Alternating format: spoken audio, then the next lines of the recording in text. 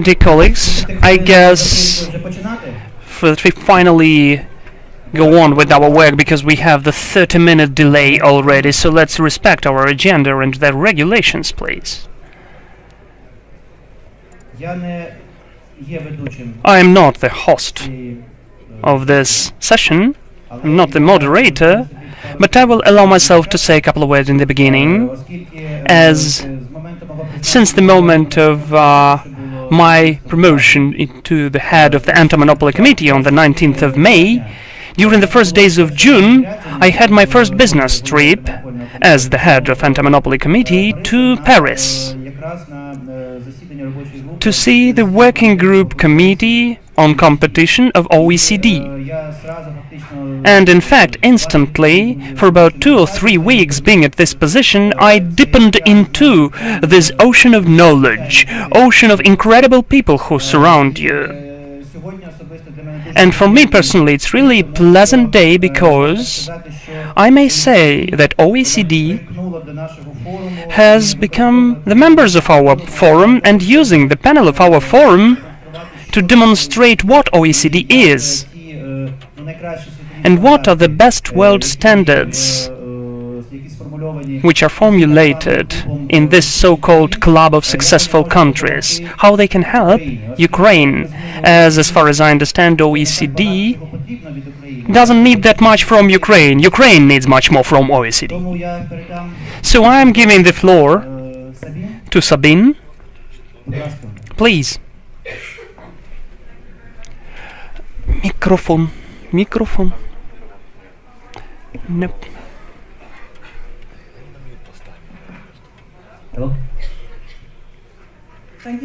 Дуже дякую, Юрію.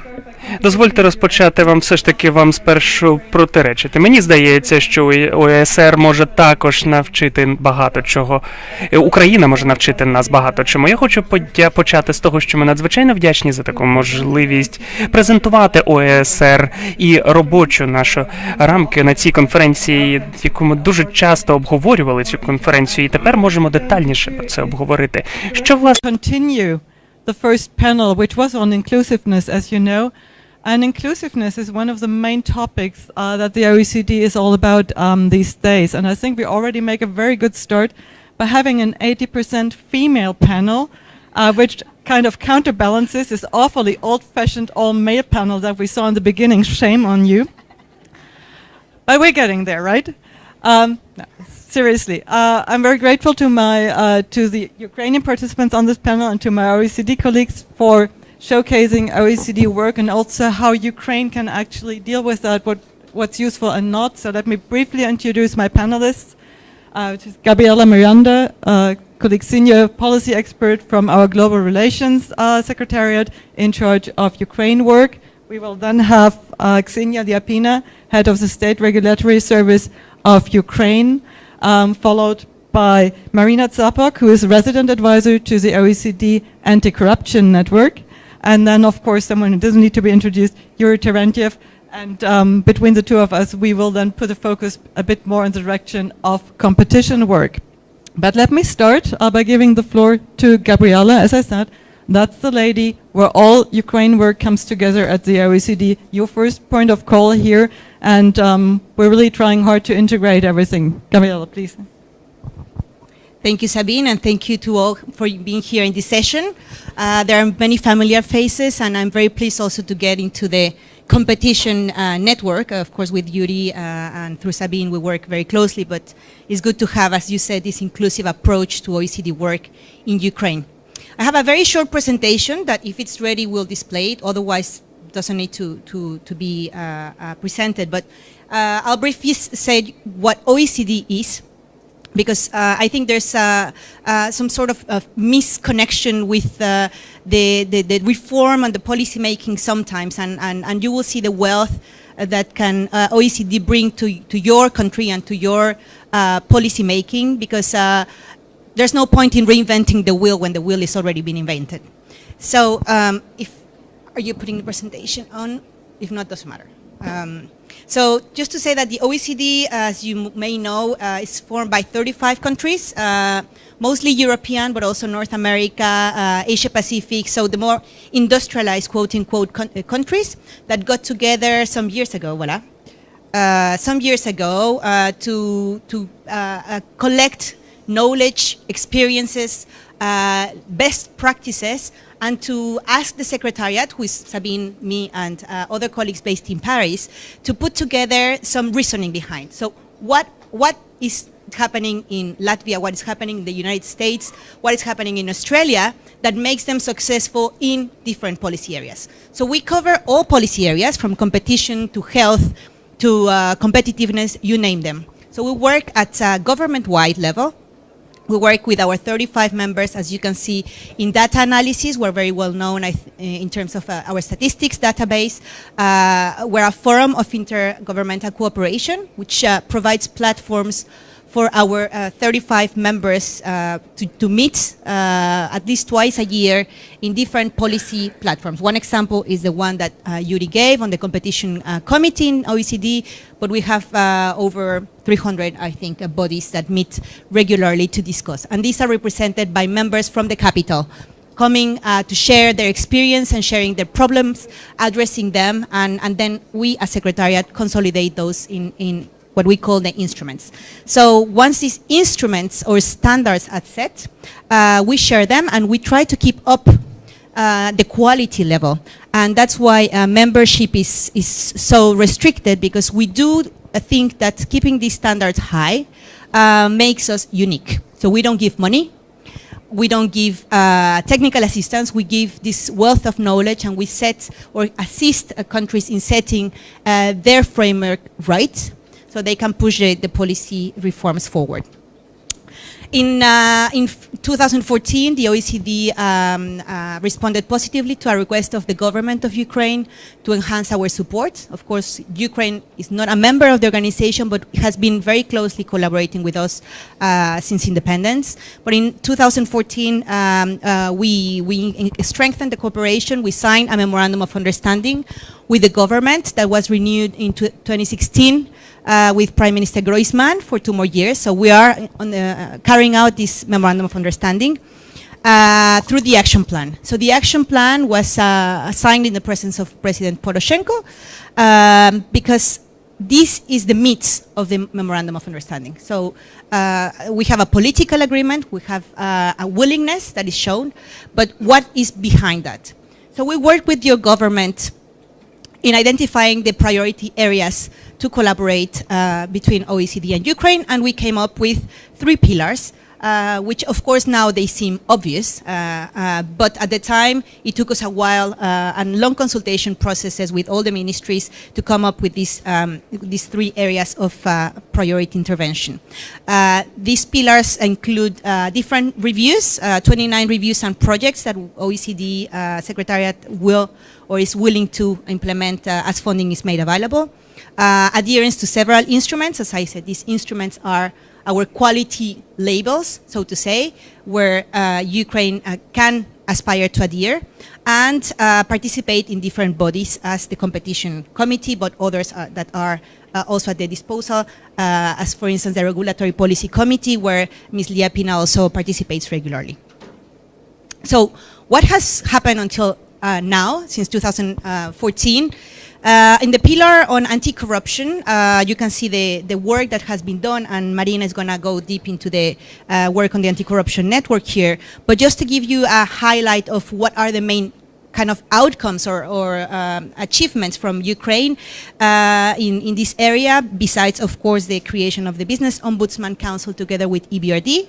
We are co-signatories of their Memorandum of Understanding, the launch of NABU and other organs. In terms of fiscal policy, for instance, Ukraine adhered as associate to the BEPS, Base Erosion and Profit Shifting, inclusive framework.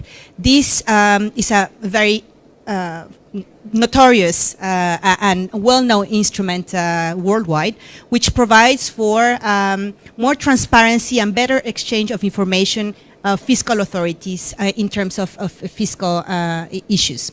So this is part of our efforts to help your government, your country tackle corruption, address the transparency issues, and enhance at the end the trust of the government to your citizens, to your businesses, to enhance the investment and competition climate. So this is an example. There's a lot going on, and of course you can have this presentation if it makes available. Also, OECD is helping on the governance and improving the rule of law in terms of bringing stronger institutions, enhancing really the policy making. One example, of course, is the work we do with a regulatory state agency, but also we have worked through mostly with our OECD Sigma program, that is also a joint program with the EU. They are working closely with the Cabinet of Ministers, Ministry of Finance, for instance, in reviewing the public administration reform, the public finance management, and all this is done benchmarked or compared to OECD standards. So we don't expect, or we know that Ukraine is in transition, and there's a lot of work that needs to be done, so we don't expect the change to happen in one day, but we are there to help, to support, to provide some guidance on where to go. And there's other work on their way, as you can see, on green growth indicators, on decentralization, etc. In the last pillar, we have also implemented a lot of work in terms of competitiveness and competition policy, and Sabine will talk more broadly about that. But for instance, in terms of investment, that is very closely linked to competition and to regulation and to everything, actually. Ukraine adhered to one of our most important instruments, that is the investment declaration. And it was a long road to get to this adherence, because of course it implies a thorough review, really aligning to different standards and processes that the OECD requires, but also that was just the first day of the implementation of reform. Since they adhere in January 2017, actually, Ukraine is committed now, and it goes back to Paris to report back on the progress made in implementation to align to international practices, for instance, in terms of trade facilitation, in terms of attracting investment, in terms of leveling the playing field, in terms of opening investment to specific sectors and facilitating the legislation for private investment or public-private partnership in center sectors. So these are examples of what we have done. Now, what's next for Ukraine? And these are, of course, from the Global Relation Secretariat where I work. We have the global view, and our experts, of course, colleagues, they provide really the content and this very specific technical work. But from our view and our knowledge of the country, there are several activities that remain as priority, namely a public governance review. In our view, we work a lot on anti-corruption, you will hear about it, we work a lot on fiscal policy, but there are still a mess in these processes in terms of bureaucratic regulations that are in place, that are either duplicating, that are either hindering the policy-making processes and policy implementation in Ukraine. So this would be something for us, in our view, very important. The others, you can see, we're working on the SOE, state-owned enterprise reform, in a very narrow kind of segment, which is the hydrocarbon sector, currently being implemented, but we do believe that a broader SOE review would be important. And the others, you can see, some related to competition, some related to regulatory reform, by the way, and I didn't even know you were coming, so I'm not praising that because of you were here. So these are, in our views, the priority work, and of course, OECD remains committed to Ukraine. You have my contacts, and I'm happy to answer questions. Thank you very much, Gabriela. Just one question at this point. There is quite a number of priorities. Which one is at the top for the moment? Well, as I said, the SOE reform, which is underway, we're trying to look at the hydrocarbon sector and Naftogaz particularly as an example, so that the rest of the SOE reform can go more smoothly. So taking the example of this review hopefully will help shape up the rest of the SOE reform. But the other areas, as I said, important. Thank you very much. This will be relatively quick-paced here. Moving on to Ms. Ksenia Liapina, who has agreed to share her insights head of the State Regulatory Service of Ukraine, on reforms in regulation, but also needs for reform, and the OECD work that helps her or not. Дуже дякую. Так, не чутно. Thank you very much.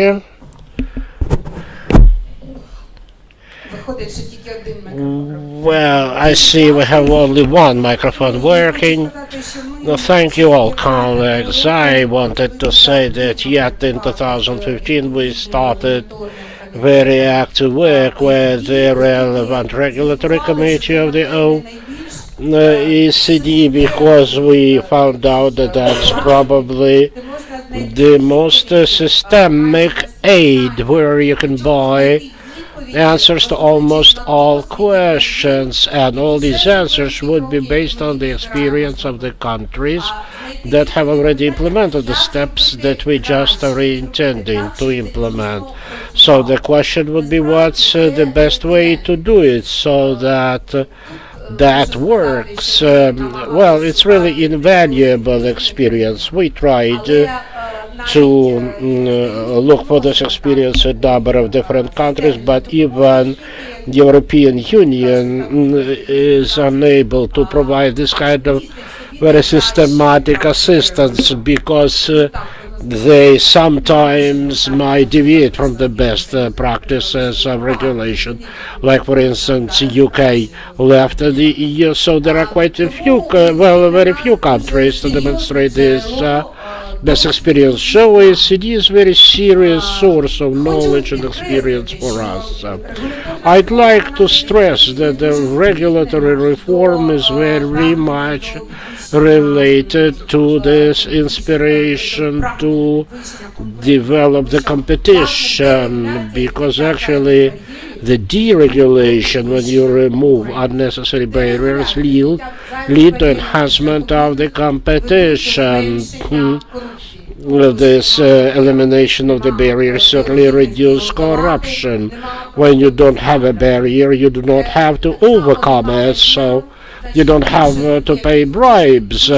Then you'll have more players on the market, better competition, and better development for the country. So deregulation as a direction of the best regulation is still our focus in Ukraine. But how can you do it so that you do not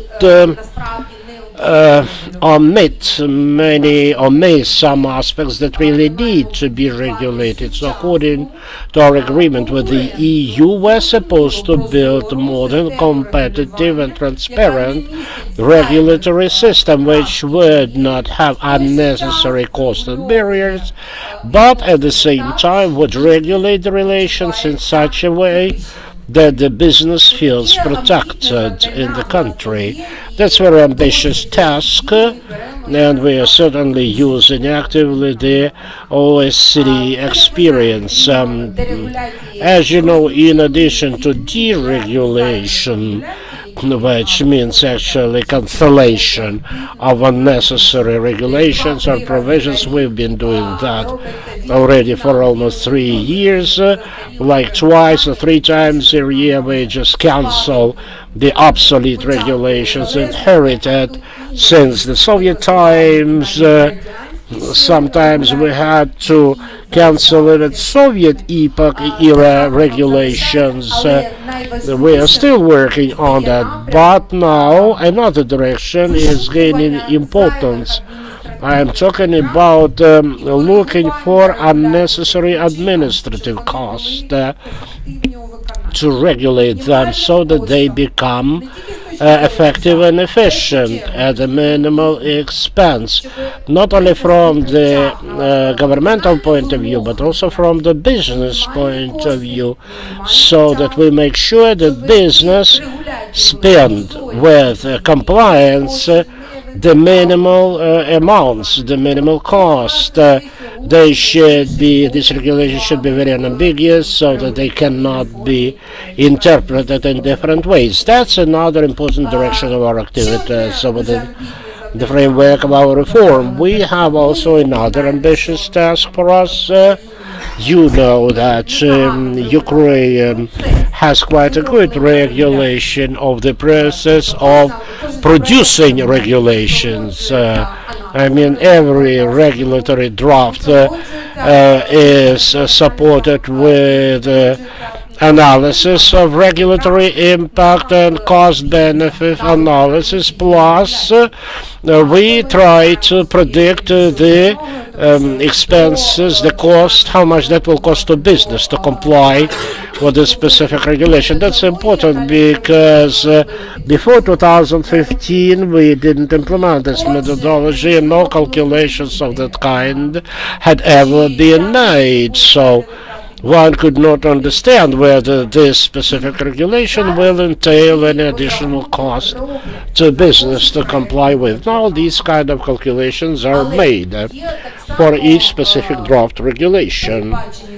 But also we have the legislative concept which is called in the legislation impact over the competition, and actually we omitted initially this point for purpose of our analysis. It was perceived as secondary aspect, but we decided we would implement strictly this concept. We've already developed the methodology for initial analysis. Now it's part of our analysis of regulatory impact.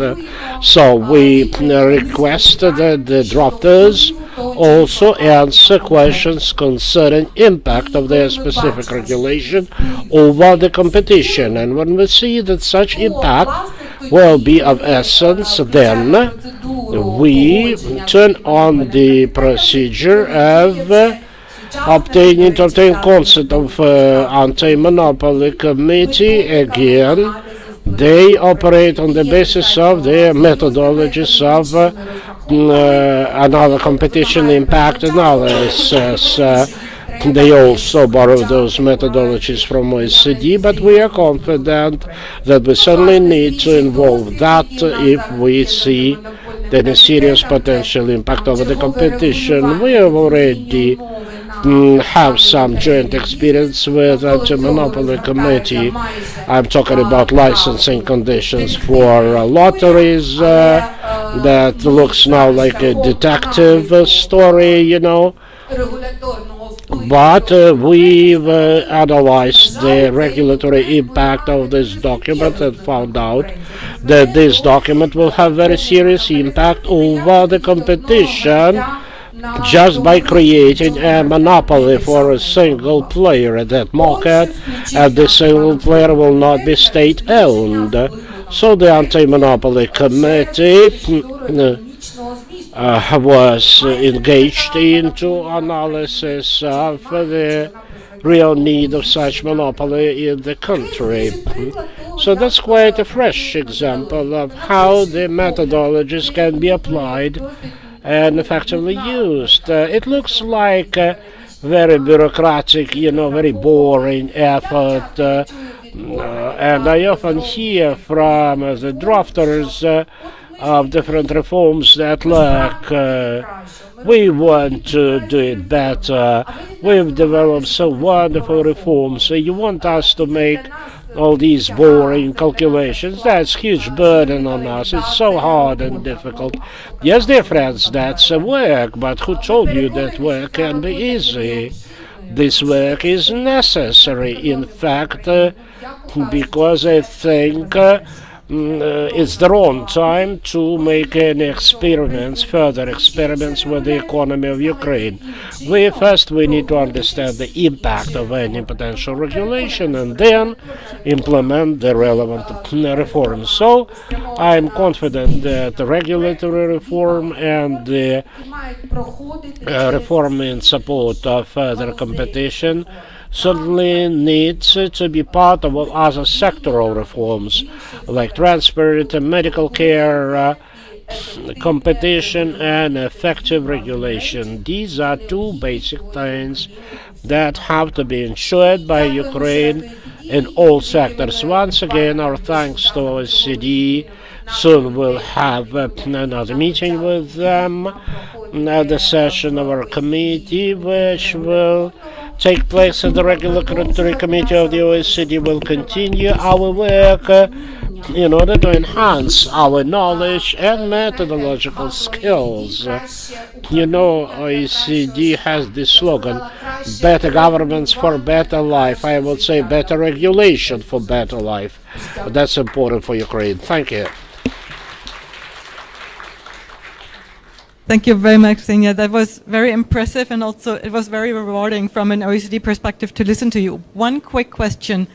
What is the next most important thing where you would like to see OECD support?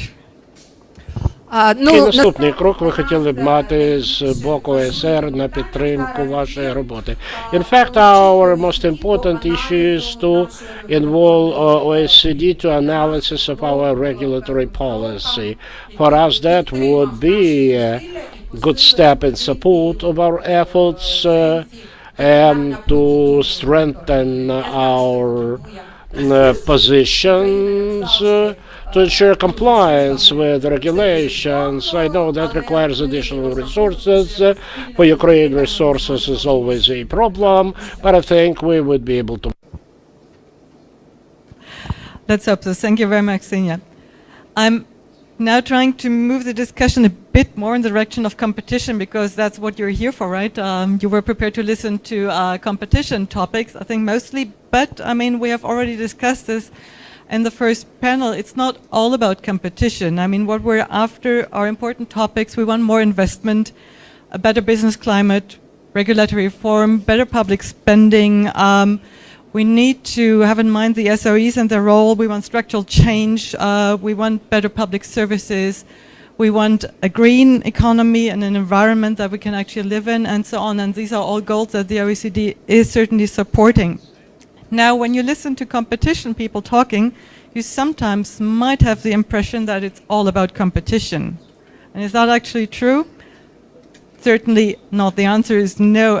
Competition is never a goal just by itself. What competition does, and you all understand this, it serves a lot of other goals. So it is a serving function, and I mean, next to me is the CCSO of Ukraine, that's the Chief Competition Service Officer of Ukraine. So what does competition do? Competition law enforcement against private antitrust violations, well, that's good for investment and investors, foreign and domestic, because if investors can rely on an agency that will enforce and intervene in markets whenever there are cartels, whenever there is abuse of dominance, that gives them the security and the certainty they need in order to invest in the long run in a country, because it's important to keep in mind that companies are more often the victim of anti-competitive conduct than the offenders. So implementing competition law is good for businesses because you will be hurt as one of the first by anti-competitive practices.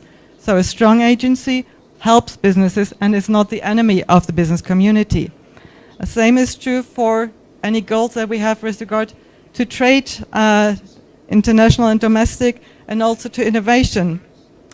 Any private business practices that artificially limit markets or that abuse positions will reduce incentives, will reduce opportunities for trade, and will reduce incentives for innovation. So by actively implementing competition law, this will serve these higher goals that we have for the economy and then lead to more productivity and growth in the end.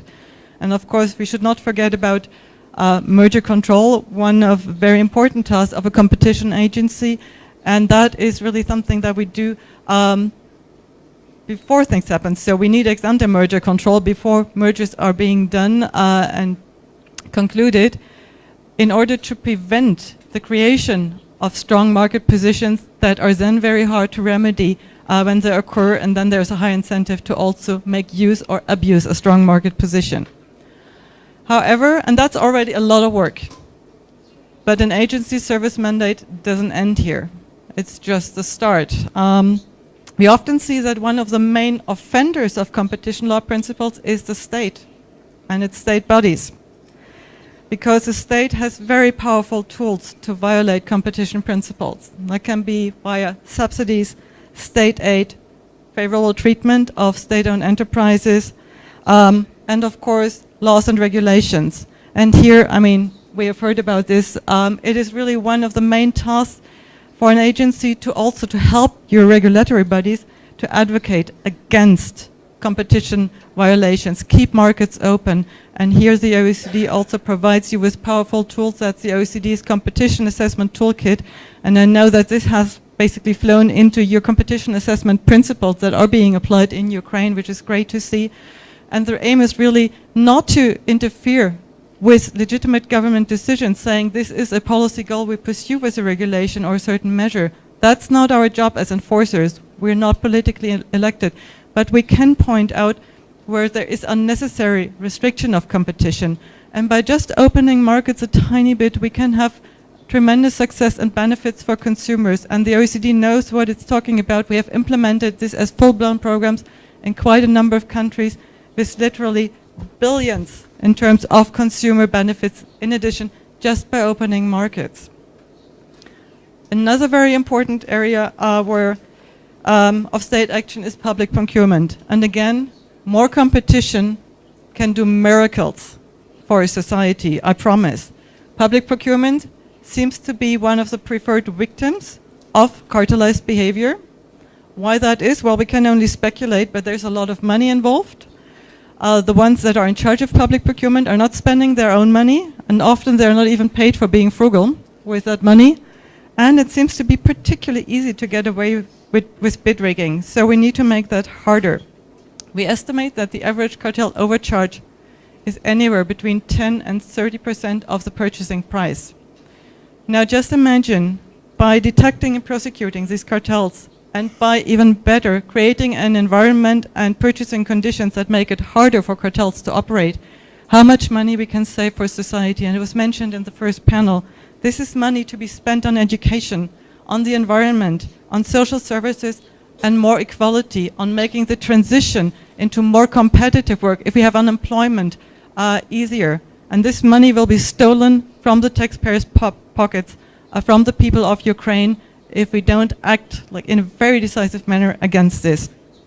Again, the OECD offers guidance and tools, and I know that they're readily and adopted by Ukraine, and we're prepared to help even more, if that's possible. And that brings me to my last point, and also transition to our next speaker. And that's the OECD's work against corruption. Anti-corruption work actually is closely linked to what we do on the competition side in public procurement, because we find that there's an inverse relationship between competition and corruption. Low levels of competition correlate with high levels of corruption, because cartels benefit to a great deal from co-conspirators in public service. It also works the other way around.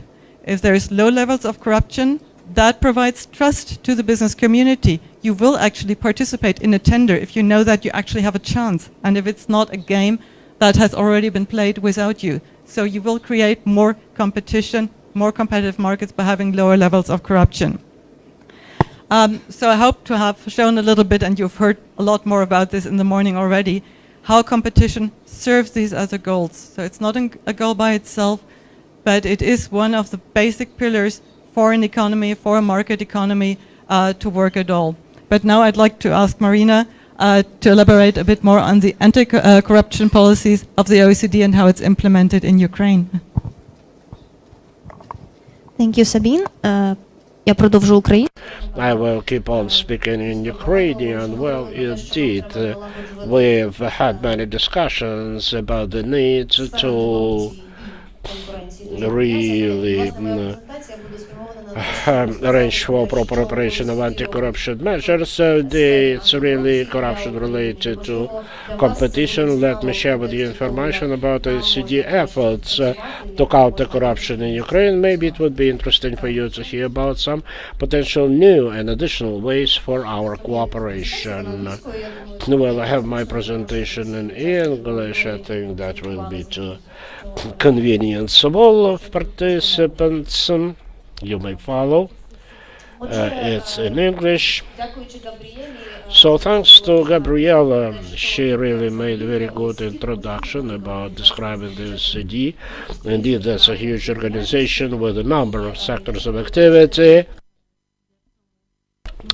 I will try the place of Ukraine in this process and how we interact with the OECD in the anti-corruption efforts. We have to page direction. Since 1998, Ukraine is participants of anti-corruption network for Eastern Europe and Central Asia. That network is kind of a regional project of task force to fight bribery.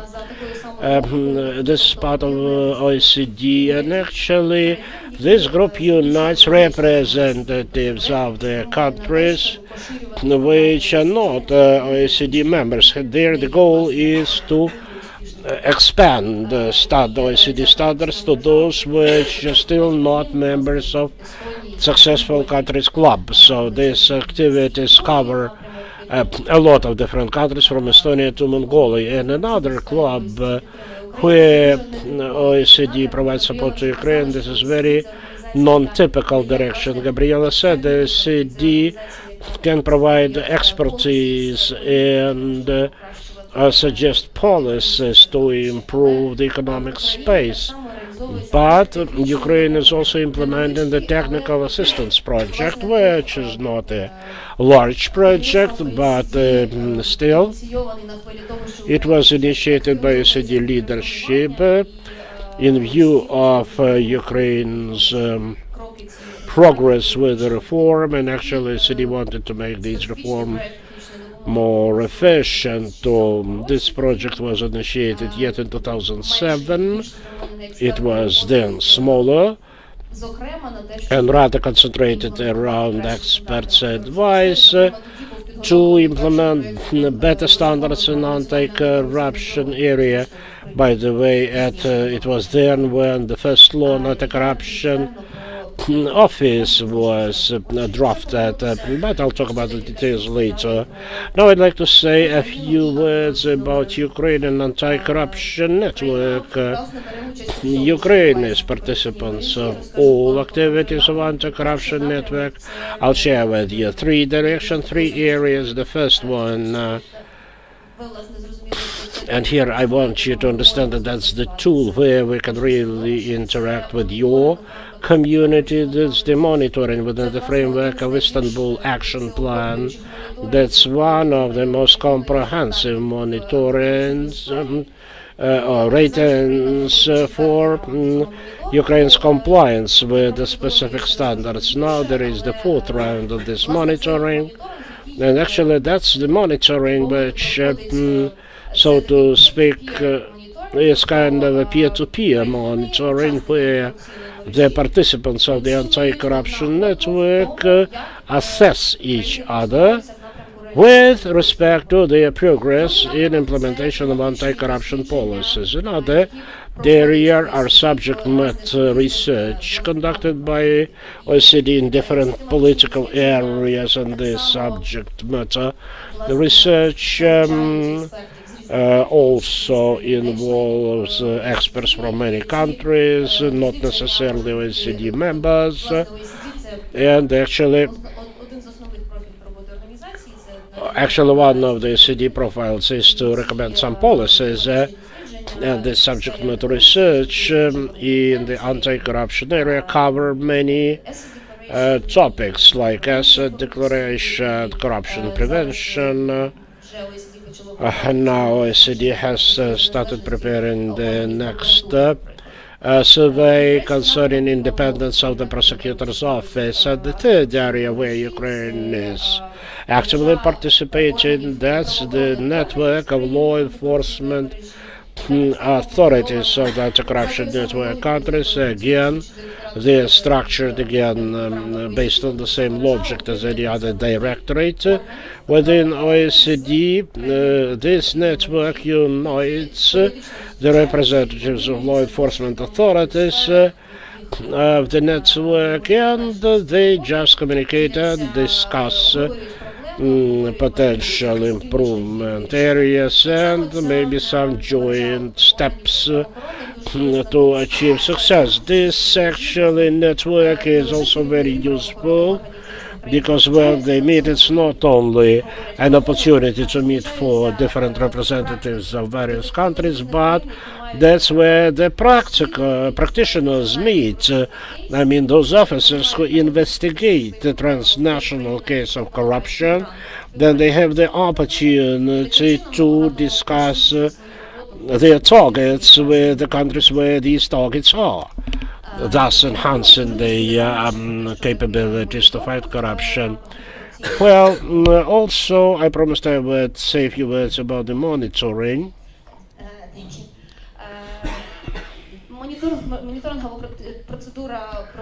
Well, the monitoring procedure is now undergoing its fourth round. This practice started in 2016. How does that work? The OECD experts conducting this monitoring first send out a kind of a questionnaire with a number of questions concerning the anti-corruption area. They send it out to all the stakeholders, which may be civil society organizations, public authorities, international organizations, and each one of these entities that receive the questionnaire actually give their answers concerning the practical implementation of the anti-corruption policy in the country. This then answers are summarized and the draft report is prepared with the regional visits by experts groups where the experts verify the validity of the answers provided, and thus they have the final picture of anti-corruption reform in the country. The results of this fourth round were adopted in September 2017 by the network bodies. Round 4 is to assess not only the policies in the country in the area of prevention or criminalization of the corruption, but also it has a specific sector to monitor. For the fourth round of monitoring, Ukraine chose state-owned enterprises. And actually that's the block, the sector, which was not approved in September 2017. Now they are subject to some additional monitoring. And here some additional work is being done. The monitoring group intends to approve this final report in July 2018. What happens then? Then, upon approval of this report, the respective letters are sent out again to the stakeholders, informing them about weaknesses, strengths identified during the monitoring, plus recommendations on how this effort can be improved. This year, the report contained 26 recommendations for Ukraine. They were characterized with very specific nature. Actually, the participants had discussion around this monitoring report, and they were very specific concerning the requirements to the Ukrainian government with regard to efficiency of this policy. And a couple of words about the regional project of technical aid, which is being implemented by OECD in Ukraine. As I told, the first attempt of the regional project has been conducted in 2007, but then, besides several purely expert directions, unfortunately, we didn't find enough political will to achieve practice, to implement the recommendations given by the OECD experts. So the next wave of the issue of the project of technical aid took place in 2014, which was inspired by the Revolution of Dignity, when both the board of the OECD and the state had the common political will, finally, to implement the OECD standards in Ukraine. And our technical project technical aid project is not that big, but it's constructed in the way to respond, not only just to give recommendations what's the best implementation of the anti-corruption policy, but to be involved in the influence points where, on the one hand, there is political will, and on the other hand, they can become the catalysts of the changes in the huge spheres on reforms.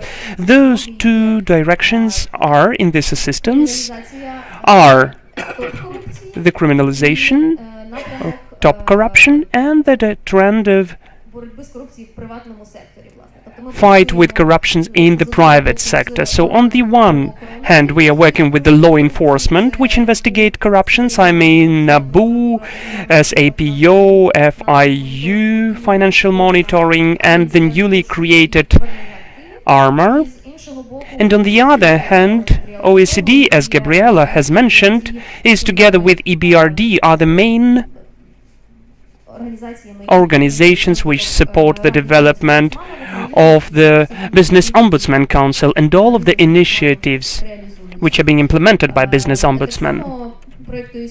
And also the OECD project is the co-coordinator of anti-corruption initiative, donor coordination initiative, because you know that there are lots of money in Ukraine invested into anti-corruption, and the extremely important is that the support shouldn't be duplicated. It shouldn't cover the same sector, and all the rest sectors would be totally would feel totally the lack of attention. So this initiative allows us to coordinate the actions of different orders and international organizations in the anti-corruption sphere in Ukraine. And in short, what were the main achievements in the framework of the technical assistance of OECD in the anti-corruption sphere? The first one, as I said, the work was connected with the law enforcement authorities. We were the first to support the creation of NABU. OECD helped in the development of the transparent procedures to select the employees into the newly created body, which had to investigate top corruption, and also those procedures were used during the creation of the specialized anti-corruption prosecutor's office and the selection of people for this authority. And also the OECD experts developed the unique methodology of training of law enforcement employees which are investigating top corruptions of the financial investigation training course. This is an auteur training which is created to involve all of the stakeholders and sides who can be involved in the process of the investigation of top corruptions, for them during the training to share experience and to get to know about the new tools. During the latest training we involved both the workers of the State Fund and the Ministry of Justice of Ukraine, because lots of institutions can be useful for each other in this process. And also OECD, as it is a very flexible project, we were one of the first to support the creation of ARMOR, which has recently begun its work. So the experts of OECD began the selection of the workers and developed the laws, because you know the adoption of the law in Ukraine doesn't mean that's it. We need to develop lots of other additional documents. So OECD was responsible for those regulations and acts which would regulate the agency activities would be compatible to the international standards and the best practices in this sphere. And also a very important thing, we are really inspired with what is going on in the private sector, what is going on and how the work is done by the Business Ombudsman Council. So we are supporting all of the beginnings and all of the work with different trainings, the policy development and the implementation of those policies in the work of the Business Ombudsman Office. And one more initiative which I would really like to mention today is the creation of the Ukrainian Network of Integrity and Compliance, which was initiated by the Ukrainian business, and it was created for not only the state to fight corruption, and criminalize corruption, but for the business itself would not allow this corruption to be developed, because corruption can never be unilateral, and business is taking part in this process too.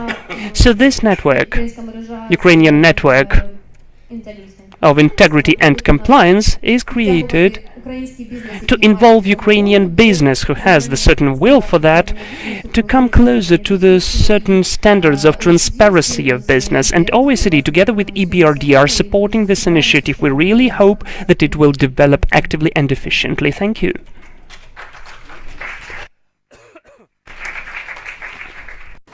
Thank you, Maryna.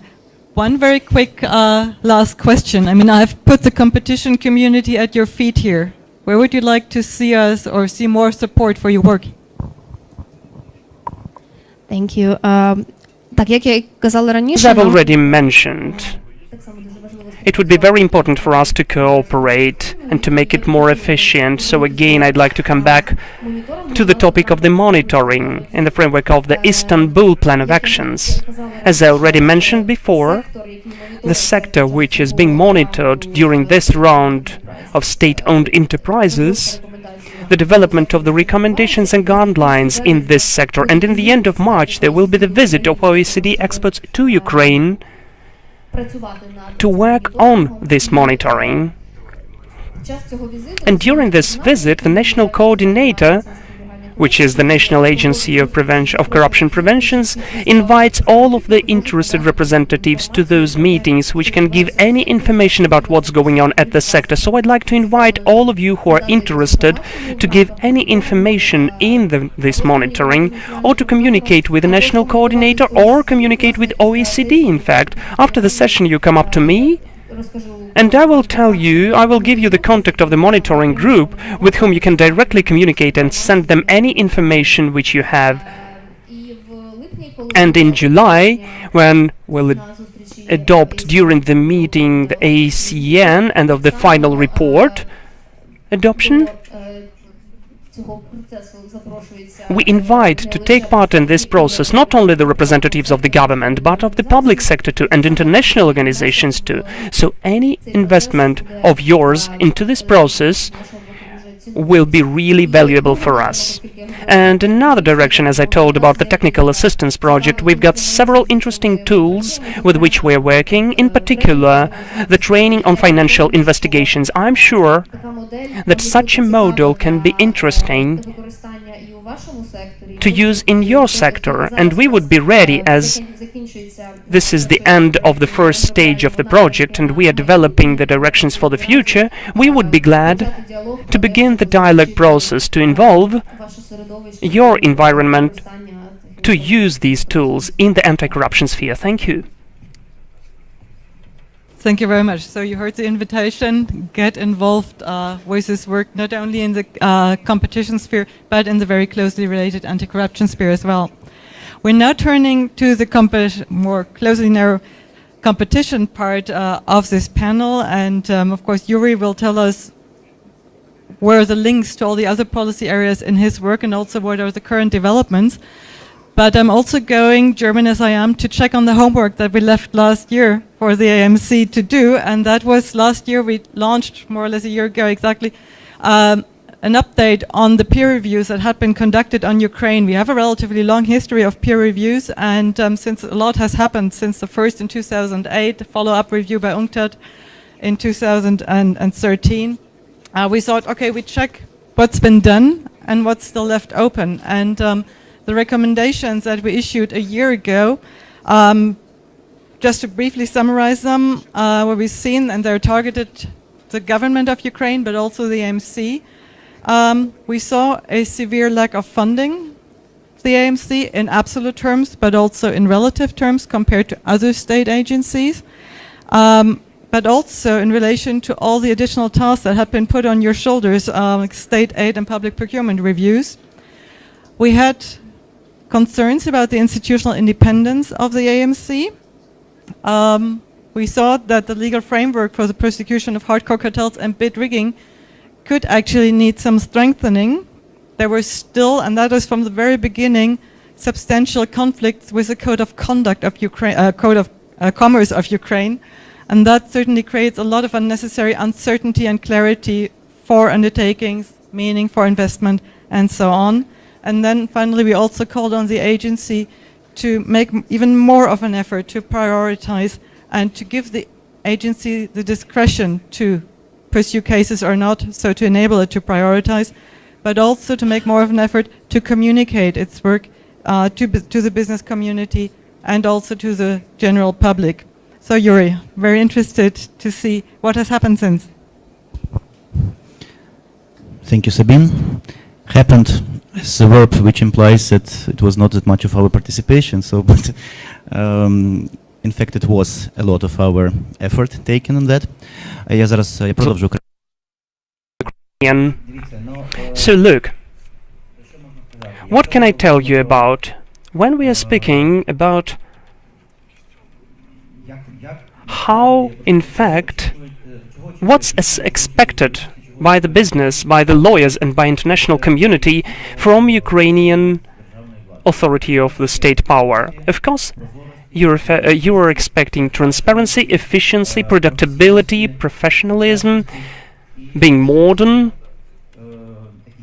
and all of those qualitative nouns are in fact, well, it's difficult to measure them, right? It's difficult to formulate them precisely. What is being modern? What is efficiency, finally? It's very difficult to measure, to assess them, how modern you are, how efficient you are, and how initiative you are, how you really, your advocacy is really perceived by people and is really aiming for the high-quality aim.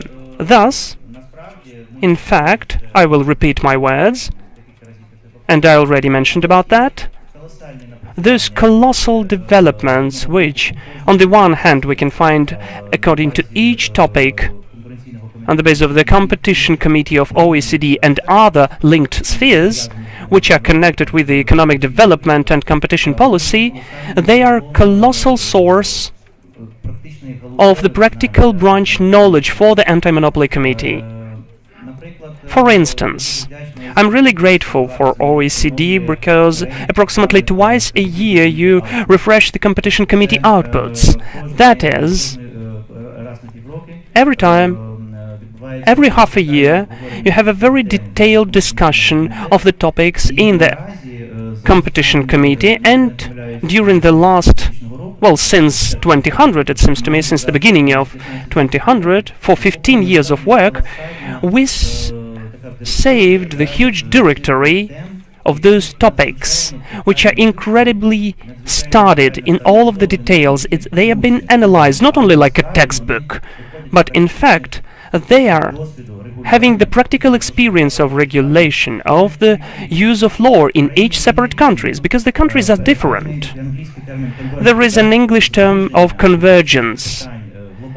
As for the majority of questions and issues, we are having certain compatibility and convergence, but of course we have fundamental difference. For instance, I can see Valery Polyakhovich in the first row.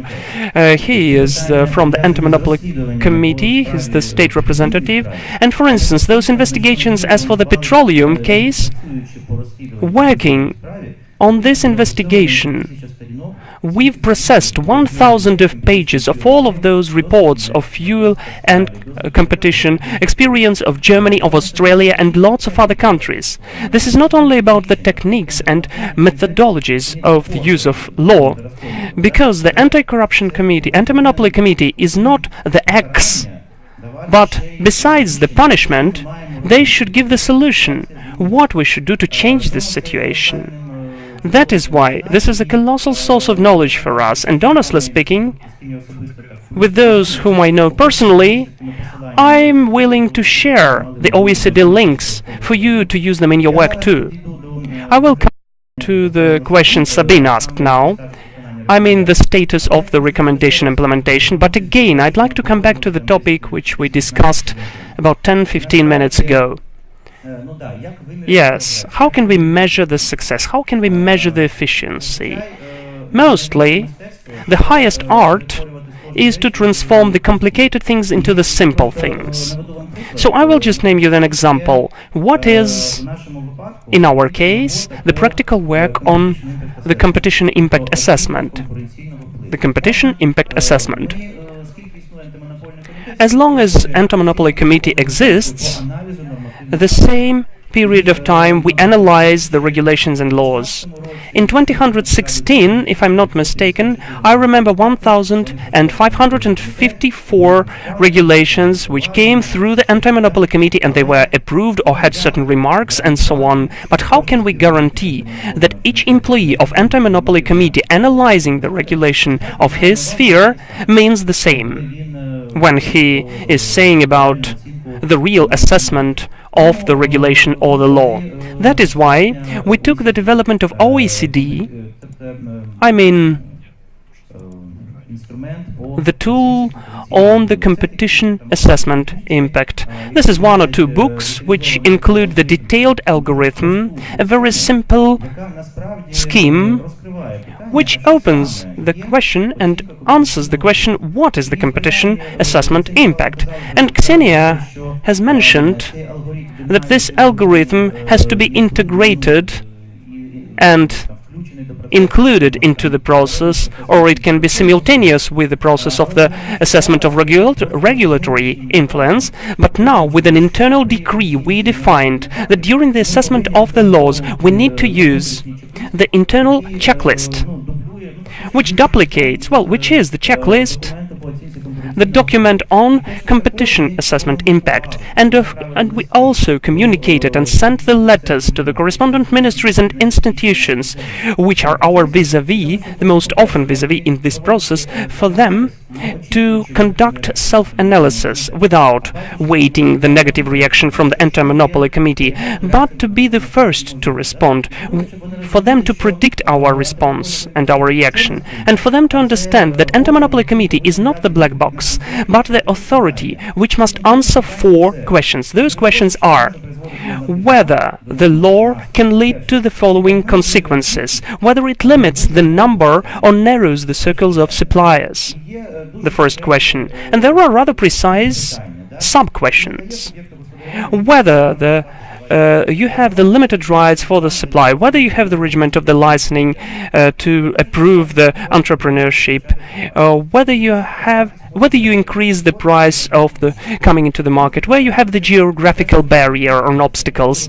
The second question, whether there is the limitation of the suppliers to compete, and then there are sub-questions. Whether you limit the ability of the enterprise to define the prices for the goods or services, where you limit an opportunity for the suppliers to advertise their goods, where you have the certain standards of quality, where you increase the expenses of the certain members in comparison with all the others. The third, whether you decrease the motivation for the active competition.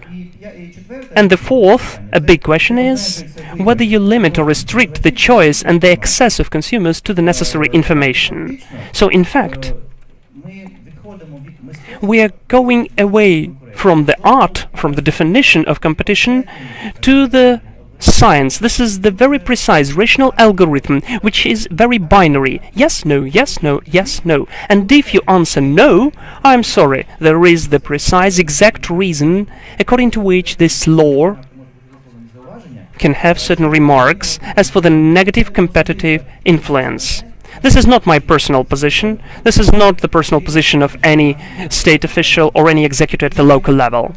And I'm really grateful to OECD that in fact this is the work which went on for dozens of years in OECD, which formulated very simple, like in the Roman law, maximas, which, or answering which, we will get the answers for without any complications for the essence of this issue. And another element is the methodology of the investigation of the plots at the bids, which we used to. We haven't institutionalized it as a procedure in comparison with the assessment of the competition impact, but in OECD we are getting trainings on those issues, and we are creating the internal procedure of these bids, knowing the methodology which is developed by OECD.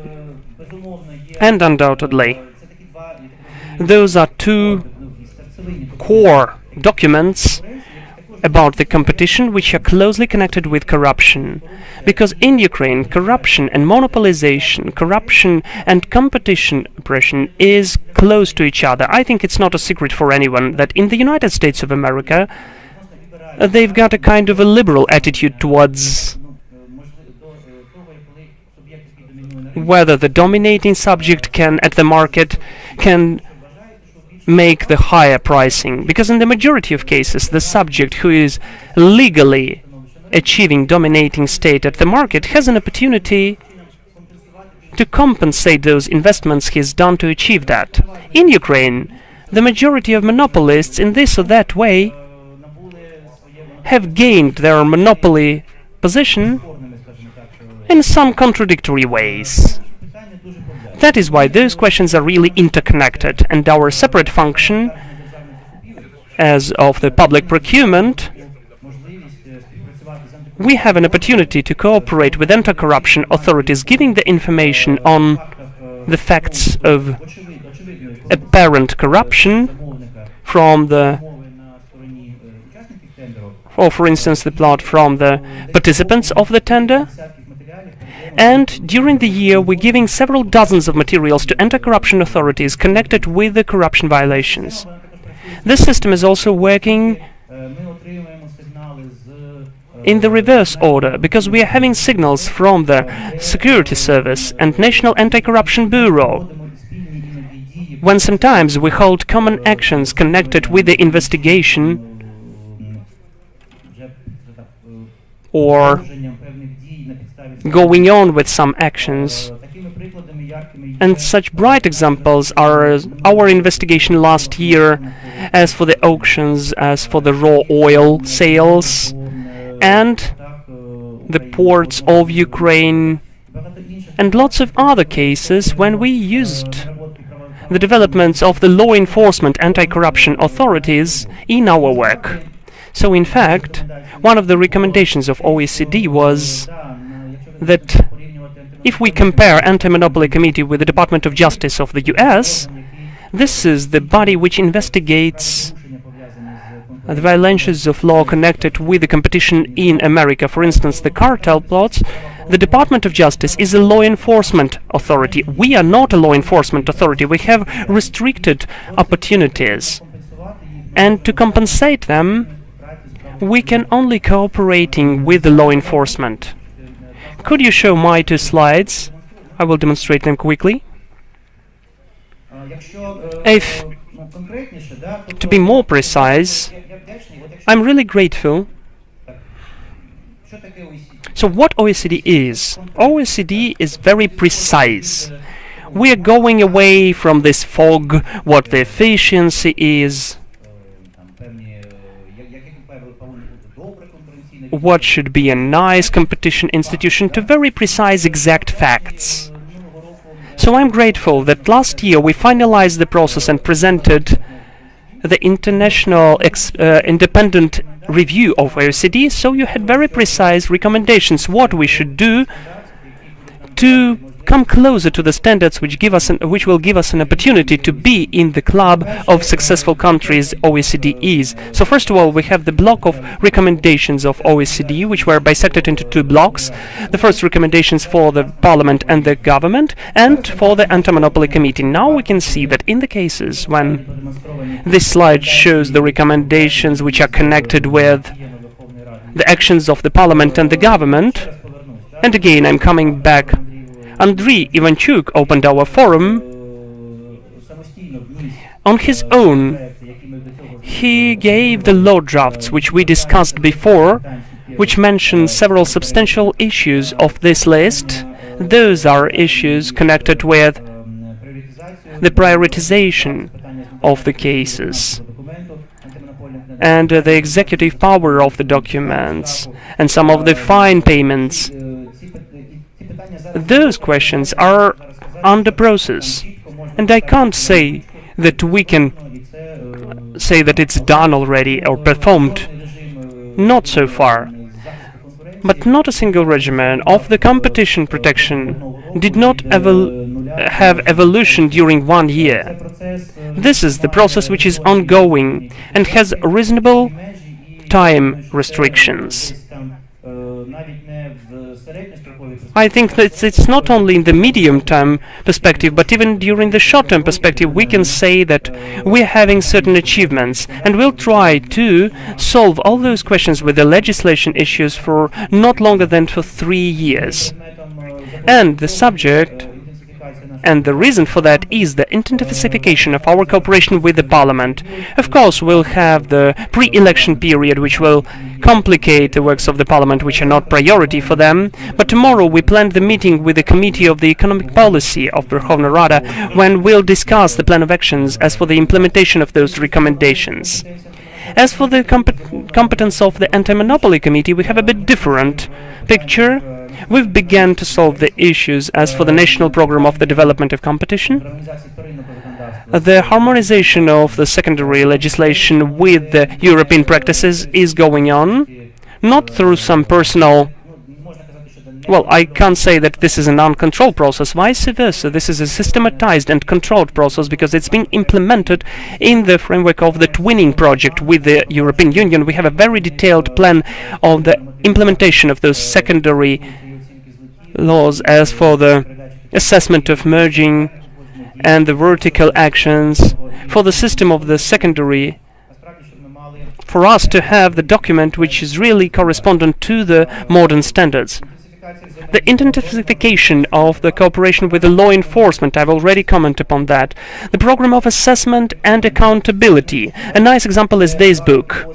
For 2 years running, we're issuing the report of the Antimonopoly Committee in the principally new format, where besides the so-called compilation of several of our decisions, we also have the assessment of the markets, the assessment of the efficiency of our interference into the problematics, and the last but not the least, as they say, there could be certain discussions how we should measure the efficiency, but we have the methodology according to which OECD recommends the to measure economic efficiency of the Anti-Monopoly Committee activities. This is a very complicated task to give the comprehensible indicator of efficiency for the whole organization. We tried to do that, and since 2016 we are using the indicator of the external economic effect, which is grounded on the philosophy of OECD. Undoubtedly, we have certain Ukrainian peculiarities, but I must say that there is such a saying: whatever you measure, that's what you get. You get what you measure. So when the organization has the new indicator which cascades to the level of each territorial department, then in fact it leads to the situation when the economic effect we measure according to the results of 2016 as 1.4 billion hryvnia was calculated this year as 2.56. So it had the growth of 1.8 times. This is the tool of self-motivation, self-control of all of the participants, all of the workers of the committee, to select the priorities on your own which are the most efficient and will give the most positive effects. Those are not fines. Those are positive economic changes at the correspondent markets. The focus of law enforcement with cartels demonstrates that actually now the number of the pre-agreed activities has grown up. And, well, of course, you can play with any indicator or factor. You may take 30 procedures of Prozor and say that each one of them is one single cartel, or you can say that each one of the 30 is a single cartel. So we need to be careful when we assess the number of detected cartels, but those cases that you can see from our report clearly demonstrate that the focus has changed.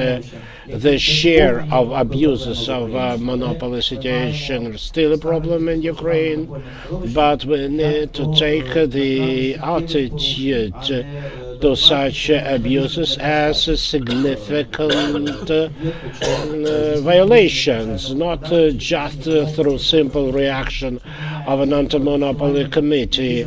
We are not supposed to replace the real prosecution by law.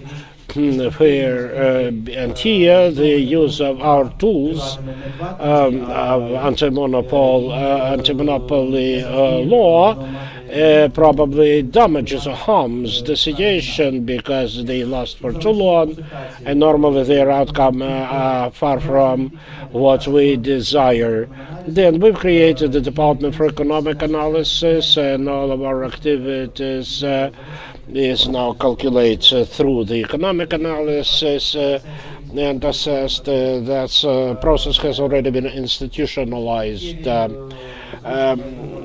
I think we've made significant progress in building up the constructive dialogue with businesses, lawyers, associations. I don't think anybody would blame us if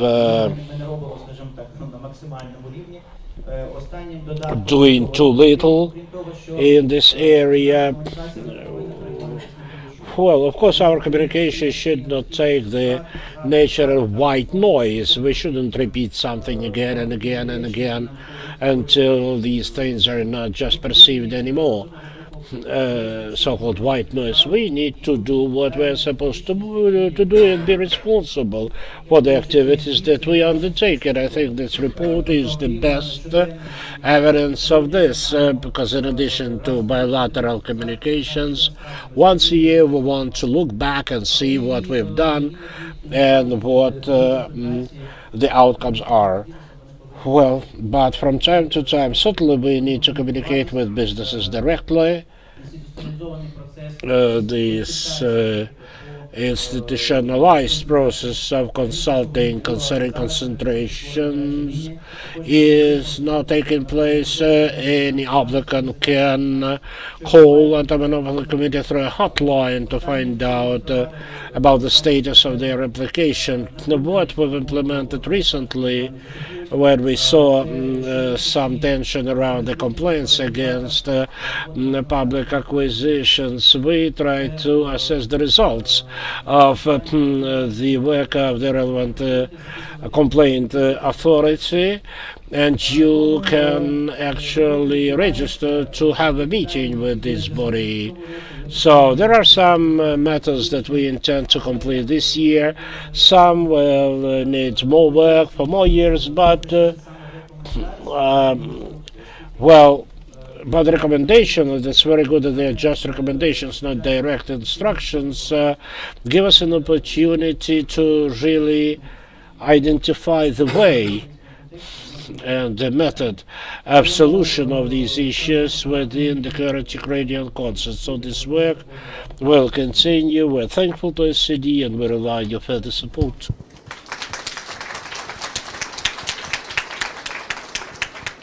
Thank you very much, and congratulations to you and also to all your team, your staff at the AMCU. It's impressive work that you're doing. And I would have lots of questions, but I know lunch is close, even overdue, so I'll reserve them for lunch. But I want to give the floor for just a minute to Yaroslav Grigorchuk, representative of the Business Ombudsman Council, which links in nicely to the OECD work, as we discussed. Seems a bit surprised, but maybe you can add a little bit to our discussion. Sabine, thank you very much. Мене звати Ярослав. I'm Yaroslav Grigorchuk. I'm Deputy Business Ombudsman. This is a pre-judicial complaint authority where you can complain against any public authority. Since 2015, we've received 624 complaints against omissions, well, 24 of them against omissions of Antimonopoly Committee and their territorial branches. So what our institutional interest could be? Well, if you look at our mandate, we are dealing with the protection of economic competition in Ukraine. We've published a special ad hoc report in 2016, and I'm pleased to repeat Sabine's words. Out of 28 recommendations, maybe half of them merely coincide with what OECD presented in their report in 2017. In this sense, we have good prospects for this achieving this synergetic effect to implementing these recommendations, and which is really good, as it has been said, because it correlates very well with the fact that actually the members of our scientific council come from this organization, and I'm happy to recognize that our council, Business Ombudsman's Council, was invited to this event. And as Yuriy said during the first panel, well, actually, we were founded by both Cabinet of Ministers and respective business association, domestic business associations. I remember we had here a discussion on existing of appropriate political support in absence of micromanagement of activities of national competition support agency, and this is actually what our mandate is about, and you can fully rely on us in this regard. Thank you. Thank you very much. You say if we have time for questions, Yuriy. You decide.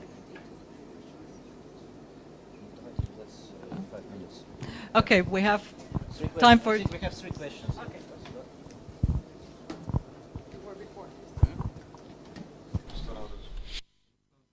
I'm Alexander Zavada. My question is to Ksenia and Yuriy.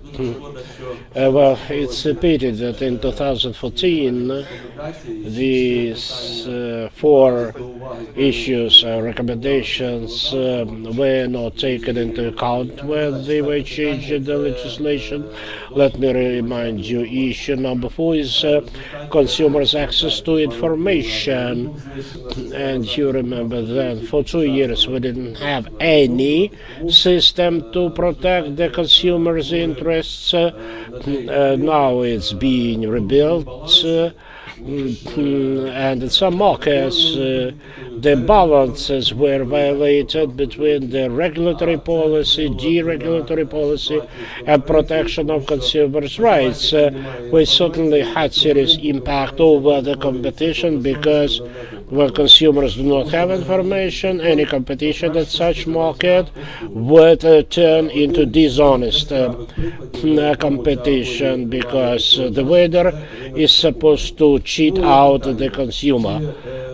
So I have a question. My question is, during the implementation of this program, do you have any intentions to get back to questions to these to answers to these 4 questions with participation of all authorities, not only Antimonopoly Committee, but also the agencies responsible for regulation, deregulation, and protection of consumers' rights? It's not a matter of structural competition. Take insurance market. You have there like 400 companies, and it looks like fine, but the winners more often are those who are far away from having fair competition. I think our losses will be too big within a year unless we change the situation. So my question is not about the projects you intend to implement, but about your intention to analyze these situations which are absolutely evident to change situation. Well, Споживачів з регуляторного поля він ніколи не зникав. Він був. Він просто інституційно не був забезпечений через те, що відбувалася реформа органу. Так я вам хочу сказати, чим той старий захист прав споживачів, який був до реформи, краще ніякого. Тому що, власне кажучи, він був наскрізь корупційний. Не було реального захисту. З вами абсолютно погоджуюсь, що інформаційна асиметрія – це один з приводів, якраз з якого треба ефективно регулювати. Да? І ми це визнаємо і підтримуємо. І зараз у нас дуже добра системна співпраця з органом, який відповідає за захист прав споживачів, це Держпродспоживслужба. Вони вже реформувались, розгорнули цю систему, і вся регуляторна база для них готова. Це питання тільки їх ефективності роботи. До речі, з цього приводу ми теж готуємо подальші кроки. Ми готуємо кроки оцінки ефективності контролюючих структур. To assess the effectiveness and efficiency of the controlling supervisory authorities, including this body. Talking about the market for insurance, you know, they have a separate regulator. By the way, no restrictions have ever been applied to that market. They had some problems with the scheduled inspections. They had no problems with unscheduled inspections, and I'll tell you this. Well, if we received any complaints from the citizens, 90% were dealing with insurance companies. We'll certainly conduct analysis, assess their performance, efficiency of this independent regulator with a special emphasis on their supervisory function. I think we've already issued more than 1,000 permissions and approvals to implement the supervisory or controlling inspections. So probably there are some questions to this authority too. Talking about the systemic approach, we are now trying to take the best experiences to implement the system to analyze and assess efficiency of the supervisory authorities and bodies.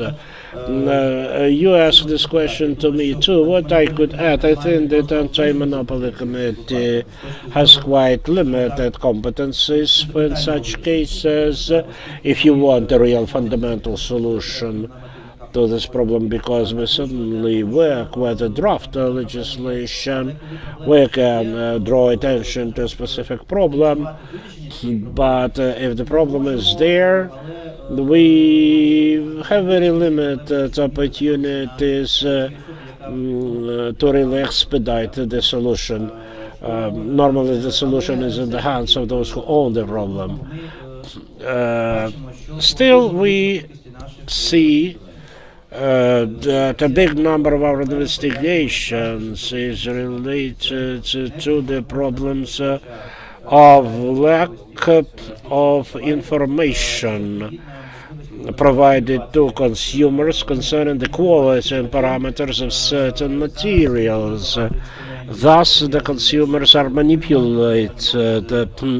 There are problems related to direct marketing, to electronic marketing tools, which actually are very effective to ensure the ideal price discrimination, defining specific prices for each specific category of consumers, and plus it allows for significant distortion of the real qualities of the good. I remember we had investigations on Svito product when the gas stations where it was even difficult to identify the liquid that they were putting into the gas tanks of the cars. They call it gas 95, but you could hardly say what's the standard. Well, also we have the criminal code articles on dishonest competition and misleading of consumers through unreliable information or invalid information. We have some micro cases. Well, it's maybe about very short, small piece of communication, but sometimes we have to deal with big systemic solutions. I think that you remember that case about tariff applies per second, or special application for food stuff marking.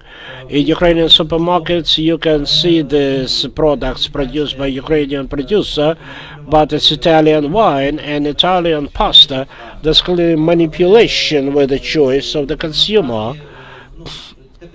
So the question that you've asked is just the tip of the iceberg.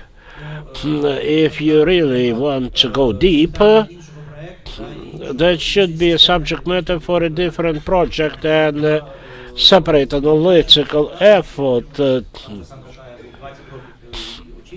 I remember this platform where Mr. Hassad was the leader. I remember these platforms for competition policy, they are combined, like in Poland, for instance. The same agency protects the competition and consumers' rights. The same is in the United Kingdom. So competition and consumers are protected, but it's not about protection of everyday compliance. I mean, the applicants like something doesn't work in my car. It's about systemic issues, systemic manipulations, very sophisticated, let's say, telecommunication services, etc. Yeah, we have different sets of norms, like, for instance, where we have to be on the technical norms. We have some requirements in the competition law, but then we have provisions of the state national policy where we have to work together with the number of other agencies as our allies. We have two more questions to go. We have very limited. Yaroslav Khachevich, I want to apologize again for being so active. But you see, the matter of the regulation of competition is not easy unless you understand the phenomenon of the competition. What do I mean? Before asking this question, I'd like to explain you one point. As a rule, the competition takes place somewhere in the middle of a niche, a certain sector, like there is the notion of this niche-based competition, or there is competition among species, like, say, giraffe would compete with a rhinoceros without being able to compete against crocodile who finds the food in the water. But if a flood happens, you'll find a rabbit and a wolf on the same piece of ice without eating each other. So if we look today at the enemies of the competition, you really can talk about corruption, dishonest competition, but nobody ever has considered the fact that there is a direct intervention against Lugansk and Donetsk Oblast, and Crimea was annexed. We actually lost 20% of our economic potential while still talking about the improvement of the competition. So my question is to Mr. Yuriy, does the European Union ever considers this factor, also nasty intervention into the internal affairs of a country? Should European Union consider any more serious sanctions? Because actually what's happening is far beyond. Is the question to Yuriy or?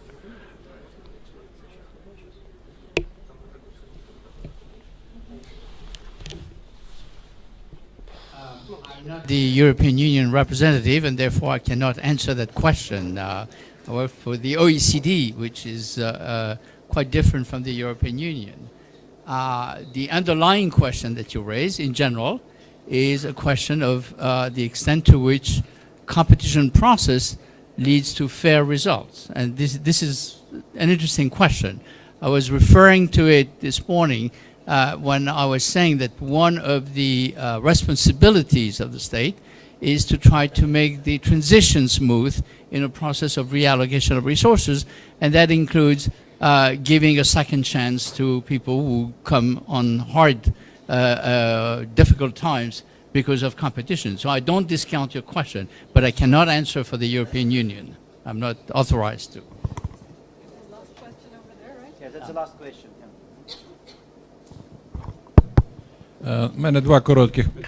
I have two short questions.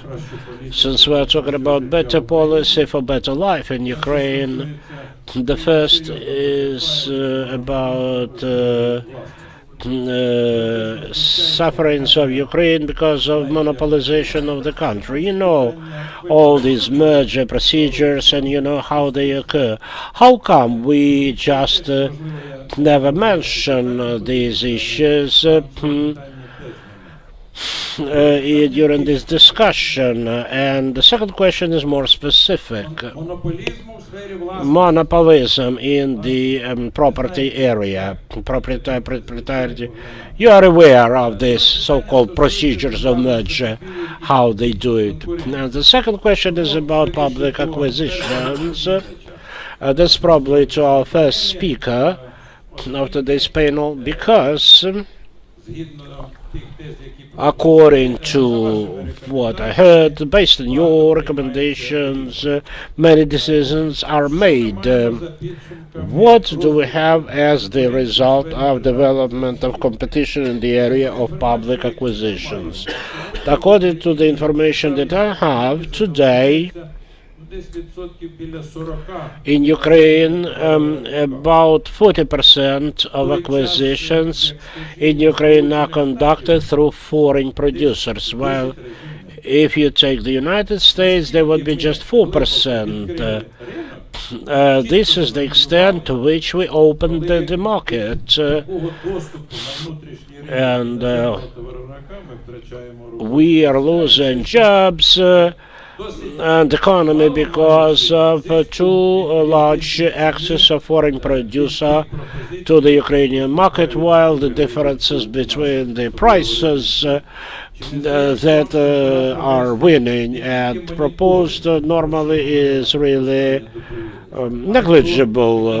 So probably we need to talk about the economic results and outcomes of specific economic policy and its impact over the overall development of the national economy. Thank you. If I may, I will start. See, next panel will start at 2 o'clock. Maxim Nefyodov will be a participant. This is the man who is responsible for development of public procurement system. And, well, maybe my colleagues would like to answer something, but to be honest, I think we could start the next panel from asking your question again for Mr. Nefyodov, who is the best individual to answer this question. That's my first point. Добре. Зараз нехай тоді зараз що відповідати. Maybe Sabine will find an answer. You mentioned monopolization of the property.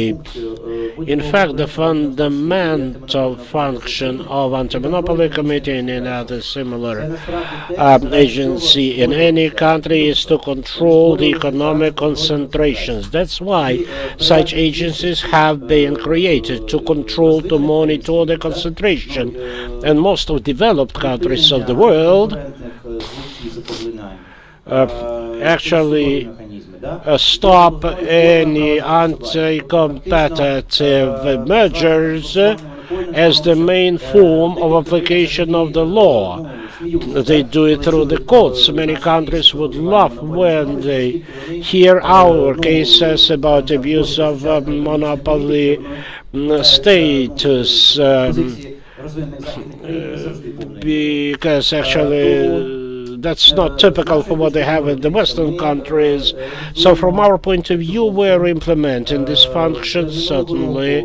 Starting from the last year, we've worked on 600 applications. Their number increased comparing to what we had the year before. Actually, we increased the threshold for analysis, and now the tool to control concentrations, we used the amnesty, so-called. We authorized the legalization for a year and a half. Those concentrations that have had been created or generated without the audit of the Antimonopoly Committee. Thus, we obtained an opportunity to have transparent picture of proprietary relationship where you lose track immediately somewhere in Cyprus, but when you have the real beneficiary in your register who owns the respective group of companies. This process is ongoing, and actually it has significantly changed. It's highly transparent now. The new list of documents is required. We approved the mechanisms to control horizontal mergers.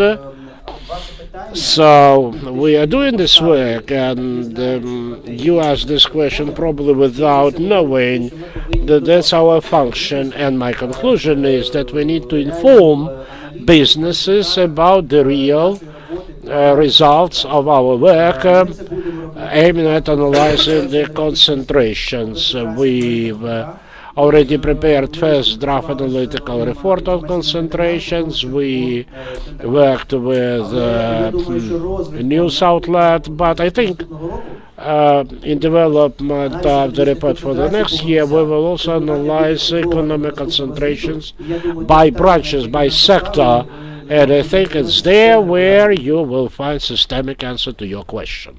And just to respond very briefly to your question to the OECD, if you want it or not, Ukraine is part of a globalized economy, and you cannot win and you cannot reach competitiveness of Ukrainian undertakings in such an economy by closing the economy, also not to mergers and to acquisitions from the outside. That is not the recipe for success, but we're there to help you in the transition process and to show you good policies that help cope with this necessary transition process.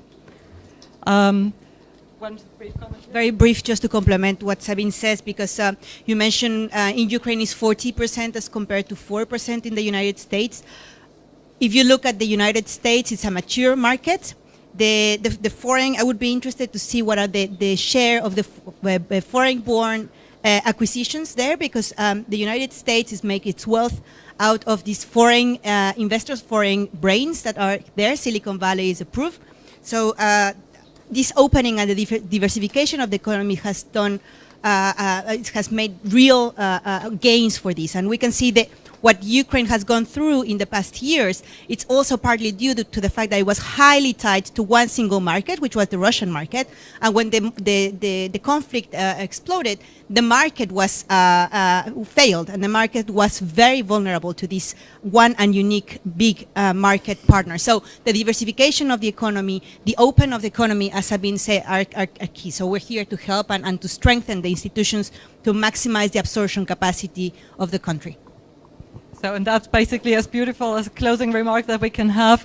We cannot pursue any policy successfully in isolation, and that's what we're working on. And I think I can promise on behalf of the OECD that we will continue to make a joint and coordinated effort to deliver meaningful policy advice to Ukraine in order to have better policies for better lives in Ukraine. And also you can read this, we have these beautiful leaflets outside. Thank you very much for your patience, and thank you very much to my panelists, all of you. Так, шановні колеги, у нас є проблема. Yes, we have a problem. According to the plan, we have lunch, and all of you have the right to have lunch, but we are behind the schedule. The next panel is supposed to start. Some of its participants have to catch the airplanes, plus for 1:45 we planned the short press conference concerning report of AMCU. So I suggest doing the following. Since the presentation of the report was announced, without breaking for lunch, I will continue. But I do not insist that all of you be here. And for those of you who give priority to lunch, yes, you can have it, but we are supposed to start the next session at the latest at 2:10.